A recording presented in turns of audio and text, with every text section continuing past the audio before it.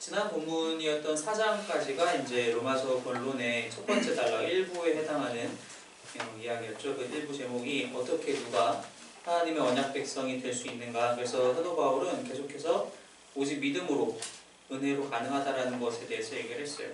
율법으로 가능한 것도 아니고 할례로 가능한 것도 아니고 어떤 혈통으로 되는 것이 아니라 하나님을 향한 믿음, 누가 우리의 주님이 되시는가, 그것을 정확하게 믿고 있는 것, 그 믿음을 통하여서만이 오직 하나님의 백성으로, 언약 백성으로 들어갈 수 있다.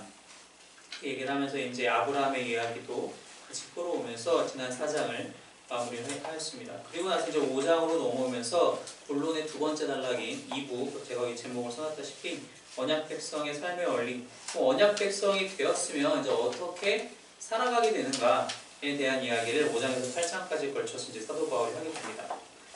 5장에서 8장은 이 겉에 테두리가 씌워져 있어요. 무슨 얘기냐면 오늘 본문인 5장 1절부터 11절까지의 이야기와 그리고 마지막 2부의 마지막에 8장 전체가 한 가지 이야기로 그 안을 이렇게 에워싸고 있습니다.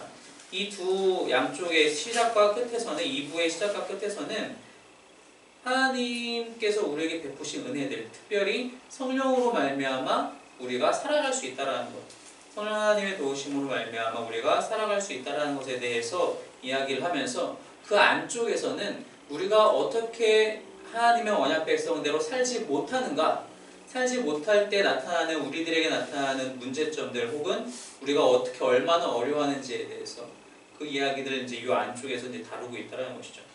그래서 오늘 본문을 이 2부를 시작을 하면서 사도 바울은 먼저는 이 이전 본론이었던 어떻게 될 수 있는가, 믿음으로 될 수 있다 하였으니 그 믿음으로 되었기 때문에 이제 우리는 어떠한 상태에 도달하게 되었는가를 먼저 시작하면서 얘기를 합니다.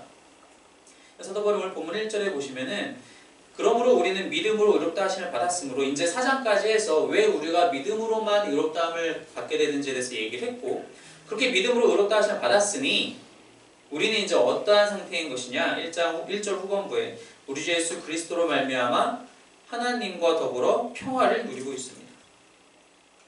우리는 하나님과 더불어 평화를 누리고 있다는 것입니다. 이 평화라는 건 무엇이냐? 싸우지 않는 것. 오늘 이제 주일 어린이 예배에서도 화평에 대한 얘기가 잠깐 나왔었는데, 평화는 단순히 싸우지 않는 것에 대한 이야기를 하는 게 아니라는 거예요. 뭐 예를 들어서 지금 현대 사회에서도 전쟁이 없으면 평화냐? 뭐 그럴 수 있죠. 그 평화라는 단어를 어떤 뜻으로 사용하는가에 따라서. 그런데 여기서 얘기하고 있는 평화란 무엇이냐면은 모든 창조 세계가 각기 제자리에 놓여서 서로 온전한 관계를 형성하는 상태. 즉 하나님께서 이 세상 만물을 창조하시고 나서 보시기에 심히 좋았더라고 말씀하시잖아요. 그 상태가 바로 하나님이 말씀하시는 평화, 샬롬에 대한 상태라는 겁니다. 샬롬의 상태라는 거예요. 우리는 이제 예수 그리스도로 말미암아 하나님과 더불어 바로 이러한 평화를 누릴 수 있게 되었다는 것입니다. 왜 이전에는 그럴 수 없었나요? 이전에는 아담의 타락 이후로 우리에게는 계속 죄의 문제가 있었고, 이 죄의 문제는 하나님과 사람 사이를 완벽히 그 간격을 절대 넘을 수 없을 만큼 완벽히 끊어놓았기 때문에 우리는 평화를 누릴 수가 없었어요. 그 전까지만 해도 우리가 창세기 본문을 보시면 아담은 하나님과 함께 동산을 거닐면서 하나님이 맡기신 모든 일에 다 아멘으로 순종하고 그렇게 살아왔었는데 그 이후에 그러지 못했다는 것이죠. 이제 우리는 예수 그리스도로 말미암아 하나님과 그러한 화평을 누리게 되었다는 것입니다. 그게 우리가 지금 믿음으로 의롭다 하심을 받은 다음에 첫 번째로 겪게 되는 우리의 상태, 우리의 현재 모습이라는 것이죠. 두 번째로는 2절 말씀에 우리는 또한 그리스도로 말미암아 지금 서 있는 이 은혜의 자리에 믿음으로 나아오게 되었다는 것입니다. 그리스도로 말미암아 우리가 현재 있는 이 은혜의 자리에 나왔다는 거예요. 여기서 말하는 은혜, 우리는 은혜라는 단어 상당히 자주 사용하잖아요. 우리 신앙생활 하면서 혹은 우리 생활 속에서도 은혜라는 단어를 상당히 자주 사용하는데, 어떨 때 사용하냐면은 어느 날 갑자기 나에게 좋은 일이 생겼을 때라든가 혹은 뭐 아팠던 부분이 나았을 때라든가 내가 은혜 받았다 라는 표현들을 종종 쓰는데, 여기서는 그렇게 어떤 일회성, 단편성, 내가 나에게 어떤 선물을 주셨을 때 그런 것에 대한 얘기가 아니라 하나님의 은혜의 영역 안에 우리가 들어갔다는 뜻이에요. 일회성으로 받는 은혜를 얘기하는 것이 아니라 우리가 은혜의 자리에 거하고 있다는 것입니다. 사도 바울이 그렇게 우리가 은혜를 받았다고 표현하지 않고 본인도 어떻게 표현하냐, 지금 서 있는 이 은혜의 자리, 지금 현재 서 있고 그 서 있기 위해서 이 은혜의 자리에 나올 수 있었는데 그것이 그리스도로 말미암았다라는 거예요. 우리가 하나님께로 받아들여졌다는 것입니다. 그 전에는 우리가 하나님께 받아들여지지 못하는 상황이었다는 거예요. 왜? 반복해서 말씀드리지만 우리의 죄의 문제 때문에 우리는 하나님께 받아들여지지 못한 상황이었어요. 우리는 죄의 지배 아래에 있었기 때문에 우리의 주님이 진짜 주님이 누구인지 모르고 살아왔었기 때문에 이제는 믿음으로 말미암아 우리가 어떠한 사람인지 어떠한 존재인지 알게 되었고, 그리고 하나님의 은혜로 말미암아 그 은혜의 자리에 들어가서 지금도 현재 거하고 있다는 것입니다. 우리가 때로 헷갈릴 때 있어요. 일상생활이 내 뜻대로 되지 않는다고 해서 하나님 요새 나한테 너무 은혜 안 주시는 거 아니야? 너무 야박하신 거 아니야? 아니에요. 우리는 여전히 그 자리에 머물고 있는데 우리가 놓치고 있다라는 거, 우리가 생각지 못하고 있다라는 거, 우리가 그것에 대해서 민감하게 반응하지 못하고 있는 것 뿐이지 우리는 여전히 그 자리에 존재하고 있다는 것입니다. 왜? 우리가 믿기 때문에, 우리가 믿음으로 고백했기 때문에, 하나님이 우리를 받아주셨기 때문에 우리는 그 자리에 여전히 있다는 것입니다. 세 번째로 우리는 어떠한 상태가 되었느냐? 하나님의 영광에 이르게 될 소망을 품고 자랑을 하는 상태, 그러한 사람들이 되었다는 것입니다. 우리에게 하나님의 영광에 이르게 될, 하나님의 영광이라는 건 말 그대로 하나님의 본성이시고 하나님의 성품이시죠.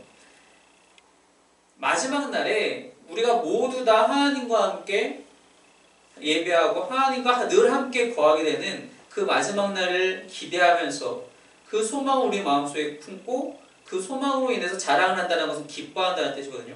그것으로 말미암아 우리 삶 속에서 기쁨이 넘치게 되는 그런 상태가 현재 우리의 상태라는 것이에요. 이 소망은 불확실한 게 아니라는 겁니다. 우리가 때로 그런 소망이 있잖아요. 그냥 일상생활에서 내일 날씨가 좀 좋았으면 좋겠다. 내일은 좀 미세먼지도 없고 그래서 내가 내일 좀 야외 활동 있는데 날씨 좀 좋았으면 좋겠다. 이번에 좀 시험 좀 잘 봤으면 좋겠다. 이번에 내가 좀 승진 좀 했으면 좋겠다. 이런 좀 불확실한 그런 소망들을 언제나 갖고 살잖아요. 그러나 여기서 얘기하는 이 소망은 불확실한 것이 아니라 확실하다는 거예요. 근거가 충분히 있는 소망이기 때문에 우리가 기뻐할 수밖에 없다는 것입니다. 그 이야기가 이제 뒤에 좀 더 이어질 겁니다. 지금 우리가 1절과 2절을 잠깐 얘기를 했는데 다 어떤 얘기들이에요? 긍정적인 얘기들이에요. 평화, 은혜, 영광, 소망. 얼마나 좋아요. 우리가 회심한 이후로, 우리가 하나님을 알게 된 이후로, 예수 그리스도를 나의 주님으로 영접한 이후로 모든 것이 새롭고 막 즐겁고 내가 이제 뭔가 새로운 존재가 되어서 내가 이제 나의 모든 일들이 다 잘 풀릴 것 같고 난 날마다 은혜로 충만하게 살아갈 것 같은데 우리가 그런가요? 우리의 삶이 실제로 그렇지 않죠. 3절에서 사도 바울이 뭘 얘기를 하느냐? 그뿐만 아니라 우리는 환난을 자랑합니다. 긍정적인 얘기 계속 나오고 있는데 갑자기 환난을 얘기하고 심지어 이 환난을 사도 바울은 역시 긍정적으로 얘기를 해요. 환난을 자랑한다 혹은 환난을 기뻐한다는 뜻이죠. 무슨 말이냐? 우리가 예수 그리스도를 믿고 그래서 하나님의 자녀가 된 이후에도 여전히 환난은 찾아온다라는 거예요. 우리가 완벽하게 환난과 차단된 상태에서 살고 있지 않다라는 겁니다. 여전히 환난은 우리 가운데 찾아오는데 그것으로 인해서 우리는 기뻐할 수 있다라는 거예요. 우리가 고통받는 걸 즐거워해서 그런 것이 아니라 사도 바울이 말하기를 뭐라고 얘기를 하느냐? 우리가 알기로 환난은 인내력을 낳고 인내력은 단련된 인격을 낳고 이것이 이제 개역개정에서는 연단이라고 하죠. 단련된 인격을 낳고 단련된 인격은 희망을 낳는 줄을 알고 있기 때문입니다. 환난에서 멈추지 않고 이렇게 우리를 변화시켜서 결국에 그 종착점이 희망, 소망까지 간다는 것을 사도 바울은 알고 있기 때문에 그것을 그렇게 나쁘게 보지 않는다라고 얘기를 하는 거예요. 여기서 얘기하는 환란이라는 것은 무엇이냐?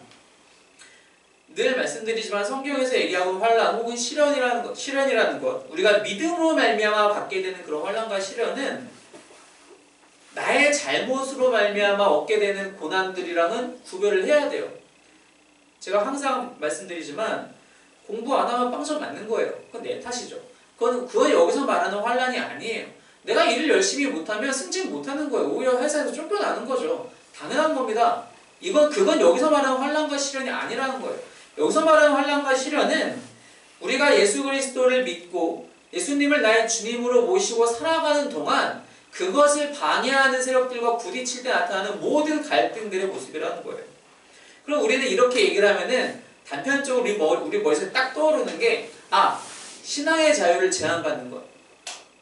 그래서 예를 들어서 우리가 이슬람 국가에서 기독교 신앙을 갖고 살아가는 것에 대해서 쉽게 예를 들어요. 때로는 가족 중에 완고하게 절대 교회는 안 돼! 라고 하셔서 너 교회 다니는데 호주에서 파버릴 거야! 라는 것. 이런 부분만 생각하기 쉬워요. 근데 이것만 있지 않다라는 겁니다. 그래서 우리 주변에는 내가 교회 다닌다고 해서 내가 열심히 신앙생활 한다고 해서 나한테 뭐라고 하는 사람이 없으니까 나는 이런 환란이 없겠구나라고 착각하기 쉬운데 그렇지 않다는 거예요. 왜 그렇지 않느냐? 방금 말씀드렸듯이 환난과 시련은 내가 예수님을 주님으로 모시고 살아갈 때 그것을 방해하는 세력에서 비롯된다는 겁니다. 그럼 그것을 누가 방해하느냐? 예수님을 주님으로 바라보지 못하도록 하는 것들이 있어요. 가장 대표적인 게 뭡니까? 돈이에요. 돈은 자기 자신을 우리가 주님으로 모시기를 원해요. 물론 저는 돈이 원하는 것이 아니라 그 돈의 배후에 있는 사탄의 세력이겠죠. 무슨 뜻이냐? 우리는 이것을 갖기 위해서 탐욕을 부리고 집착을 하고 이것에 목매달아요. 그래서 그게 나를 진짜로 구원할 수 있는 것 마냥 나의 삶을 좀 더 향상시킬 수 있는 것 마냥 착각하고 거기에 목매달아 산다는 것입니다. 그게 예수님을 주님으로 모시고 살아가려는 우리들의 생활을 방해한다는 거예요. 가장 대표적인 예라는 겁니다. 그럴 때 부딪히는 시련들이 있어요. 그것이 내 내면에서 나타날 때도 있고 내 주위에서 압박할 때도 있고 다른 사람들의 비난과 조롱 속에서 찾아올 때도 있어요. 야, 네가 지금 그렇게 교회 다닐 때냐? 너 지금 돈 벌어야지. 하루라도 지금 더 열심히 일을 해서 장사도 하고 그래가지고 돈 벌어야지. 네가 지금 그럴 때야? 너 지금 집도 없고 아무것도 없는데 어떡할 거야? 주변에서 압박을 합니다. 내 내면에서도 그런 소리가 나타나요. 너 지금 그럴 때가 아니야. 네가 지금 누굴 돕는다고 그래. 네가 무슨 이웃을 사랑해. 네 거나 챙겨. 우리 속에서 그렇게 우리를 막 속이려고 들어요. 그런 시련들인 거예요. 그런 환란들인 거예요. 그런 것들이 찾아올 때 우리는 어떻게 반응해야 됩니까? 참아야죠. 그것이 가짜라고 우리 알고 있잖아요. 우리 머릿속으로는 늘 성경을 읽는 거 아시죠? 늘 성경을 읽으면서 알고 있잖아요. 이게 가짜라는 것을. 그건 거짓이라는 것을. 그것에 반응하지 않고 참는 거예요. 그래서 그 환란이 우리한테 인내를 가져와요. 그 인내가 쌓이고 쌓여서 단련된 인격이 돼요. 단련된 인격이라는 것은 쉽게 휘둘리지 않는다는 거예요. 쉽게 휘둘리지 않는다는 겁니다. 또 잡생각 떠오르네. 또 누가 이상한 소리 하고 있네. 아니야, 그건 진짜가 아니야. 그런 게 쌓이면서 우리는 참된 소망을 바라볼 수 있게 된다는 것입니다. 그 참된 소망이 무엇이냐? 아까 2절에서 얘기했던 하나님의 영광에 이르게 되는 것. 우리가 하나님과 마지막 날에 이제 하나님과 함께하게 되는 것. 하나님과 동떨어져서 마치 그 복음서에서 예수님께서 비유하신 것처럼 넌 집 밖에 쫓겨나가서 저 어두운 곳에 슬피 울며 이를 갈 것이다 라는 것이 아니라 그 집안에서 함께 잔치하면서 하나님과 함께 누리는 것. 그 소망으로 우리를 이끌어가게 된다는 것입니다. 그건 다른 사람들이 그렇게 얘기를 하죠. 야, 말이 되냐? 그게 말이 되니? 어떻게 그게 가능한데 그런 소망이 있기는 한 거야? 그런 소망이 실제가 될 수도 있겠어? 네, 될 수 있어요. 그래서 5절에서 뭐라고 얘기합니까? 이 희망은 우리를 실망시키지 않습니다. 하나님께서 우리에게 주신 성령을 통하여 그의 사랑을 우리 마음속에 부어주셨기 때문입니다. 환난 때문에 성령 하나님 우리 가운데 찾아오시면 이 환난 속에서 우리를 벗어나게 할 거라. 나에게 돈 없음을 돈 있음으로 해주시고, 나의 육신의 아픔을 육신의 강건함으로 바꿔주시고, 내가 이렇게 낮은 자리에 허덕일 때 나에게 명예가 되었든 권력이 되었든 지식이 되었든 뭐든지 주셔서 나를 높은 자리로 이끌어 주실 거라고 얘기하는 것이 아니라, 성령 하나님을 통하여서 하나님이 우리에게 무엇을 주시느냐? 당신의 사랑을 우리 마음속에 부어주신다는 겁니다. 하나님은 우리가 현재 이 세상의 시스템에, 세상의 논리에 적응해서 거기서 잘 살기를 바라시는 것이 아니라 하나님의 사랑으로 살기를 원하신다는 거예요. 성령 하나님이 우리 안에서 하시는 많은 사역들이 있지만 그 중에 첫 번째라고 우리가 생각할 수 있는 것이 바로 하나님이 늘 너와 너를 사랑하신다는 것을 우리 마음속에서 계속 말씀해 주시는 거예요. 하나님이 너를 사랑하셔. 하나님이 너를 사랑하셔. 하나님이 너를 사랑하셔. 라고 계속 말씀해 주신다는 겁니다. 하나님의 사랑이 그렇게 말씀을 성령님을 통해서 우리가 들음으로 말미암아 우리가 어떻게 돼요? 아, 정말 하나님이 날 사랑하시는구나. 자동적으로 알게 되나요? 그랬으면 좋겠는데 우리는 또 그렇지 못하죠. 정말 사랑하시는 거 맞아? 정말 사랑하시면 내가 지금 이렇게 힘들어야 돼? 정말 사랑하시면 어떻게 내가 내 앞길에는 아무것도 보이는 게 없어? 하나님은 정말로 우리를 사랑하십니다. 하나님이 우리를 어떻게 사랑하시느냐? 우리를 위해서 죽으시기까지 하나님은 우리를 사랑하신다는 겁니다. 그래서 유명한 말씀이죠. 로마서 5장 8절. 그러나 오늘 이 프린트 본문으로 읽으면, 그러나 우리가 아직 죄인이었을 때에 그리스도께서 우리를 위하여 죽으셨습니다. 이리하여 하나님께서는 우리들에 대한 자기의 사랑을 실증하셨습니다. 때로 우리는 하나님의 사랑을 주관적으로 개인적으로 체험하게 돼요. 하나님이 우리를 얼마나 사랑하시는지에 대해서 갑자기 우리가 마음속에 가슴속에 벅차오를 때가 있어요. 그때가 나의 기도가 응답되었을 수도 있고, 내가 말씀 묵상을 하다가일 수도 있고, 혹은 내가 찬양을 부르다가일 수도 있고, 내가 가족들과 대화하다가일 수도 있고, 어떤 상황일지 모르겠어요. 그러나 때로 종종 우리에게 하나님께서는 우리 마음속에 우리가 하나님의 사랑을 실제적으로 체험할 수 있게끔 막 쏟아 부어 주실 때가 있어요. 근데 그럴 때가 없다고 해서 우리가 하나님이 우리를 사랑하지 않는 것이냐? 그렇지 않다는 겁니다. 이미 객관적인 근거가 있는데 그것이 무엇이냐? 십자가에서 이미 그리스도께서 우리를 위하여 죽으셨다. 그것이 하나님께서 우리를 얼마나 사랑하시는지에 대한 확실한 증거가 된다는 것입니다. 그래서 성경에서는 계속 그 얘기를 하고 있어요. 사랑의 본질이 바로 주는 것이기 때문에 그렇습니다. 우리가 누군가를 사랑할 때 막 주고 싶은 게 많아지잖아요. 선물도 주고 싶고, 나의 사랑, 나의 마음, 나의 시간, 나의 노력도 다 주고 싶고. 많이 주고 계시죠, 집사님? 주고 싶어요. 요한복음 3장 16절. 하나님이 세상을 이처럼 사랑하사 무엇을 주셨어요? 독생자를 주셨어요. 갈라디아서 2장 20절. 나를 위하여 죽으신 하나님의 아들을 믿는 그 은혜. 주시는 거예요. 하나님이 자꾸. 그 하나님이 주시는 것, 이 사랑이 얼마나 큰지, 얼마나 크고 확실한지에 대해서 우리가 뭘로 알 수 있느냐? 두 가지로 기준에서 답을 잡을 수 있어요. 이거는 꼭 하나님과 사람 사이의 관계가 아니라 사람과 사람 사이의 관계에서도 사용할 수 있는 기준이 될 수도 있는데, 얼마나 큰 걸 주느냐, 얼마나 그 사랑을 주는 쪽에서 희생을 하고 있느냐, 대가를 큰 지불을 하고 있느냐. 하나님은 무엇을 주셨어요? 아까도 말씀드렸듯이 독생자를 주셨어요. 하나님은 당신의 아들을 우리에게 주셨어요. 근데 그냥 주시는 것이 아니라 자 줄게가 아니라 죽기까지 주셨다는 거예요. 그분의 생명까지 주셨다는 거예요. 하지만 우리가 하나님의 아들이라고 해서 그냥 하나님의 아들이요라고 생각하나요? 아니죠. 하나님 당신을 주신 거예요. 우리가 늘 삼위일체 얘기하잖아요. 성부 하나님과 성자 하나님과 성령 하나님이 다 같은 분이시잖아요.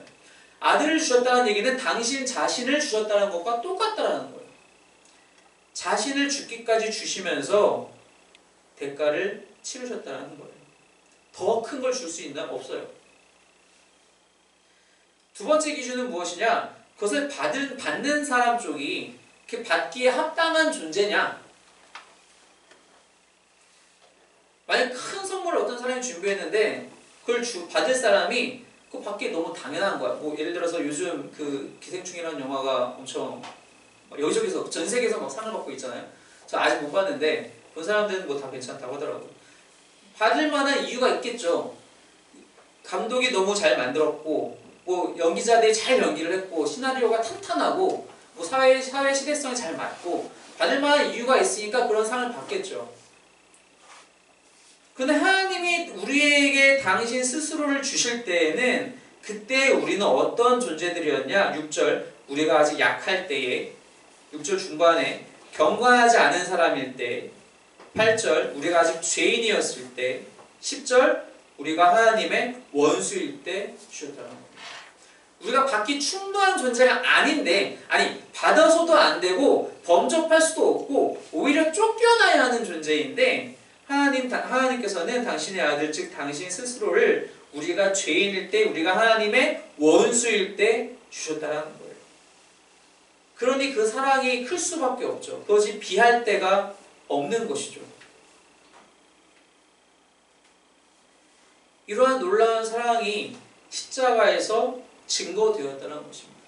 따라서 우리는 십자가를 볼 때마다 하나님 정말로 날 사랑하시는가를 알 수밖에 없다는 거예요. 반대로 얘기하면 우리가 하나님에 대한 사랑을 확신하지 못할 때 내가 너무 세상 풍파에 찌들어서 정말 난 못 살겠다. 하나님 정말 나를 위하시는 건 맞나? 나는 정말 은혜의 자리에 있는 사람이 맞나? 라고 할 때마다 우리는 늘 십자가를 다시 바라보면서 하나님 그렇지 날 사랑하시지 라는 것을 다시 한번 생각하고 기억해야 된다는 것입니다.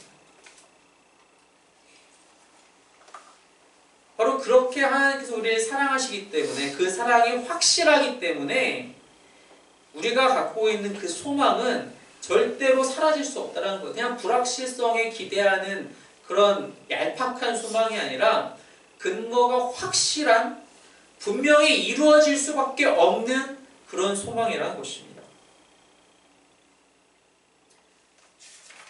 그 소망이 어떤 구체적인 이야기를 갖고 오느냐? 오늘 9절 말씀에 그리스도로 말미암아 하나님의 진노에서 구원을 얻으리라는 것. 그리고 10절 중반에서도 화해한 우리가 하나님의 생명으로 구원을 얻으리라는 것. 우리의 소망은 단순히 벌을 피하는 것에서 멈추지 않는다는 거예요. 마지막 날에 분명히 하나님을 믿지 않고 하나님을 대적했던 자들에게는 분명히 하나님의 진노가 임할 것입니다. 우리는 거기에서는 당연히 피함을, 구별됨을 받겠죠. 거기서 멈추는 것이 아니라 우리는 하나님의 생명으로 늘 하나님과 함께할 수 있는, 우리가 흔히 얘기하는 영생, 늘 하나님과 함께하는 것, 그 하나님과의 관계, 그 구원을 얻기까지 나아간다는 것입니다. 그것이 우리가 갖고 있는 소망이라는 거예요. 그래서 우리는 11절 우리 주 예수 그리스도로 말미암아 하나님을 기뻐할 수밖에 없다는 것입니다. 하나님을 자랑하는 자들, 이 똑같은 단어 표현들이 로마서 앞에도 나왔어요. 사도 바울이 그때 어떻게 표현했냐면은 유대인들이 말 그대로 하나님을 자랑하는 거예요.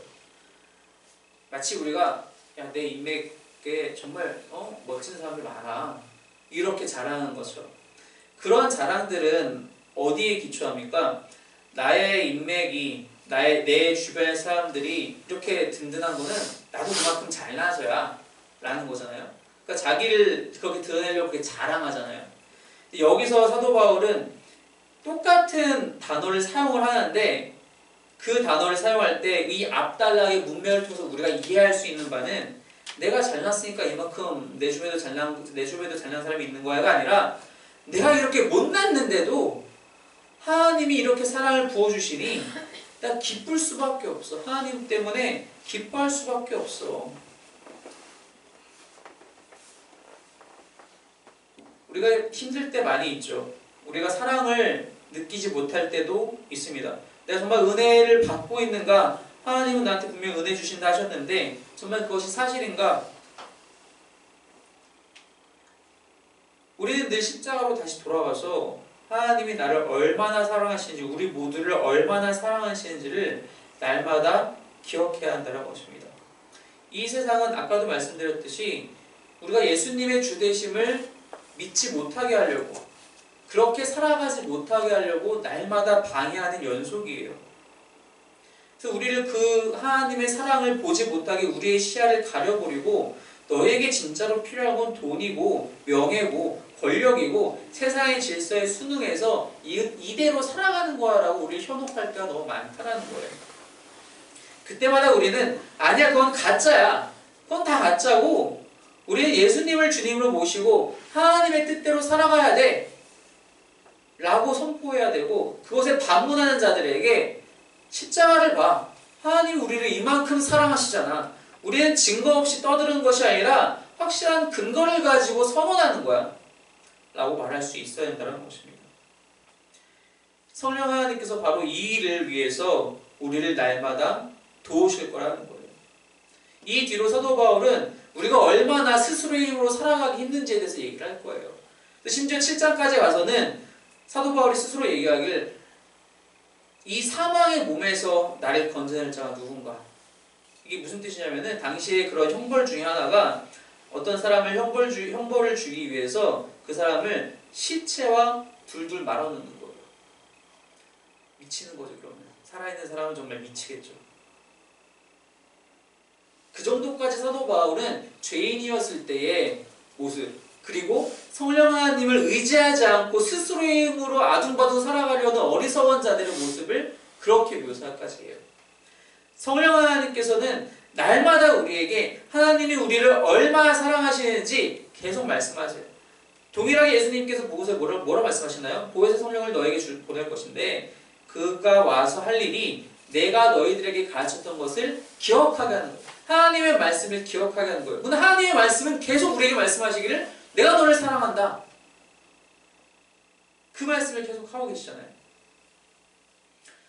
하나님은 여전히 우리를 사랑하고 계십니다. 한순간도 변한 적이 없으세요.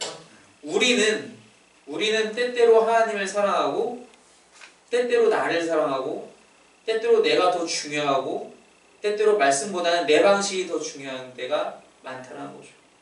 그럴 때마다 우리는 이것은 나를 예수님으로부터 멀어지게 하려는, 나의 주님을 다른 것으로 뒤바꾸려는, 나를 말 그대로 우상숭배시키려는 나쁜 세력의, 악한 세력의 현혹이라는 것을 깨달으셔서 거기에 이것은 아니야, 이것은 가짜라고 선언하시고 참고 이겨내면서 하나님의 사랑을 바라보면서 그 마지막 소망이 얼마나 확실한지를 날마다 기억하시는, 그래서 말씀대로 살아가는 것으로 우리의 사랑을 날마다 드러낼 수 있는 저 여러분이 되시기를 주님의 이름으로 축원합니다. 자, 기도하겠습니다.